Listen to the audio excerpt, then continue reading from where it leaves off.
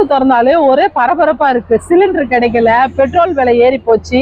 அப்புறம் social media திறந்தாலும் ஒரே பயமா இருக்கு. ஆளுங்களுக்கு நியூஸை பார்க்கும் போதே எதையோ ஒண்ணு தேடுறது, என்ன நடக்குமோன்னு இந்த பதட்டத்திலே இருக்கிறாங்க.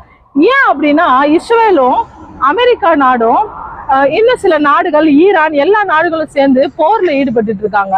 இந்த போர் இன்னும் அதிகமா போச்சுன்னா இன்னும் அதிகமான பொது ஜனங்கள் பாதிக்கப்படுவாங்க, சின்ன பிள்ளைங்க பாதிக்கப்படுறாங்க.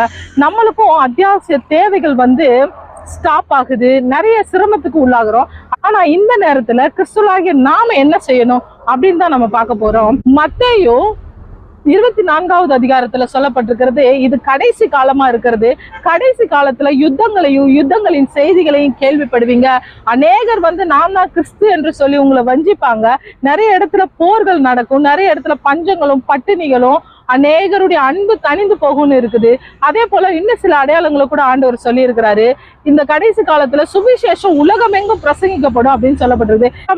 இந்த சோசியல் மீடியா மூலமா நாம கூட சுவிசேஷம் சொல்லிட்டு இருக்கிறோம். இயேசு அறியாம இருக்கிற எல்லா இடங்கள்லயும் இயேசு அறிவிக்கப்படுறாரு. அப்படின்னா இது கடைசி காலத்தினுடைய கடைசி காலத்துல நம்ம இருக்கிறோம். ஏன்னா ஆண்டவராகிய இயேசு கிறிஸ்து வந்தப்பவே கடைசி காலம் ஆரம்பம் ஆயிருச்சு. இப்போ கடைசி காலத்தினுடைய இறுதி கட்டத்துல நாம இருக்கிறோம்.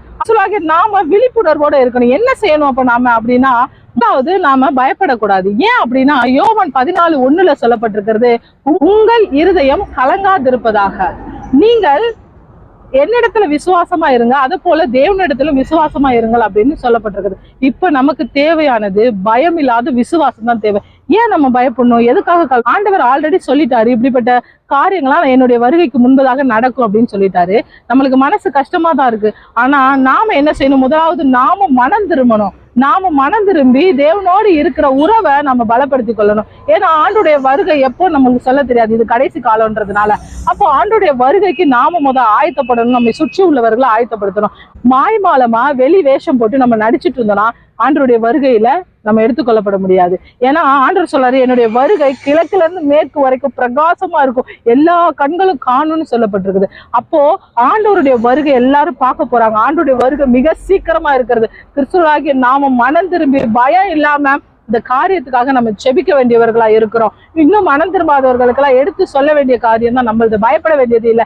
ஏன்னா ஆண்டவர் நம்மோடு கூட இருக்கிறார். உலகத்தில் உபத்திரவங்கள் உண்டு, ஆனாலும் திடன்கொள், நான் உன்னோடு கூட இருக்கிறேன், நான் உலகத்தை ஜெயித்தேன்னு சொன்ன தேவன் உங்களோடு என்னோடு கூட இருக்கிறார். பயப்படாதீங்க, கலங்காதீங்க, தைரியமா ஆண்டவரோடு இருக்கிற உறவை இன்னுமா பலப்படுத்த முயற்சி பண்ணுங்க. ஆமென்.